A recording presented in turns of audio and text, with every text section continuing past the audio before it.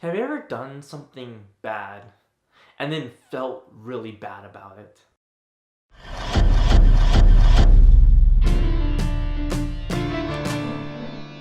Something natural, something good is that we feel a little guilty when we do something bad. That helps us not do it again in the future.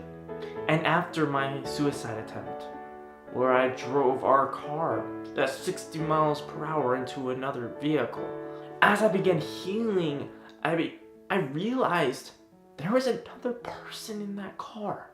I knew he was alive, but the thing is, I wanted to meet him. I wanted in person to apologize, to say how sorry I was and how guilty I felt for what I did. And the thing is, that day, when I met Lenny Ross for the first time, was an amazing day. We met at a coffee shop, and I was so nervous. I was scared. I had no idea what was going to happen. He came to me, I gave him a big hug, and I said, "I'm so sorry." And he said, "That's all I wanted to hear." And from that moment, I realized I was just forgiven. I was forgiven by someone who I had done so much bad to. And yet he forgave me. And later I learned that he even forgave me on his hospital bed, where he lay there with a broken sternum and multiple lacerations all over his body. This right here inspired me. It inspired me to think of forgiveness not as something that your mom or dad makes you say when you do something bad. "I'm sorry, I forgive you." But instead of something powerful that we can all share with each other. And there are a couple ways that you and I can be more forgiving in our world. It could be something small, such as being stuck in traffic and relaxing and not, right, being upset at other people for stuff that they don't have control over.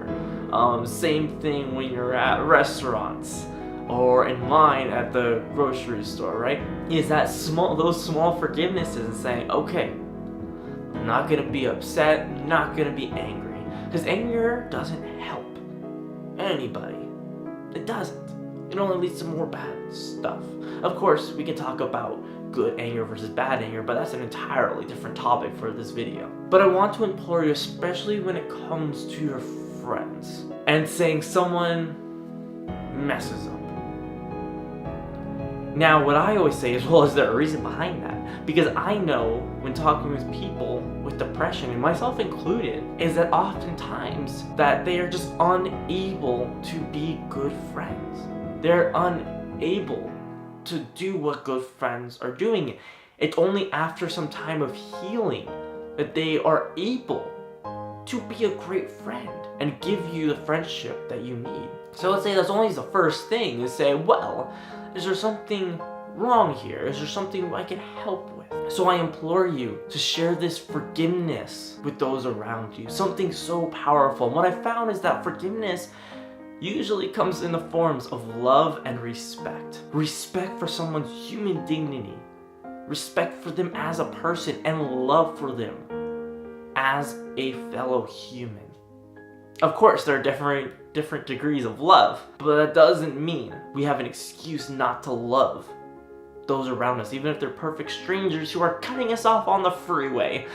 I would say respect them, love them, and forgive. Because hate and anger have no purpose other than to make everything worse. I'm here to help improve your emotional state, to help you with mental health challenges. And forgiveness is a great way to not only help with your own, but especially those around you who may not be the greatest friends, or may not be the greatest kids or the greatest parents, because they're going through different mental health challenges. Forgiveness is powerful. It can't be forced. So I implore you and I ask you to share the forgiveness that I received, the forgiveness that set me on this journey, the forgiveness that made me able to be here making this video and not in jail right now.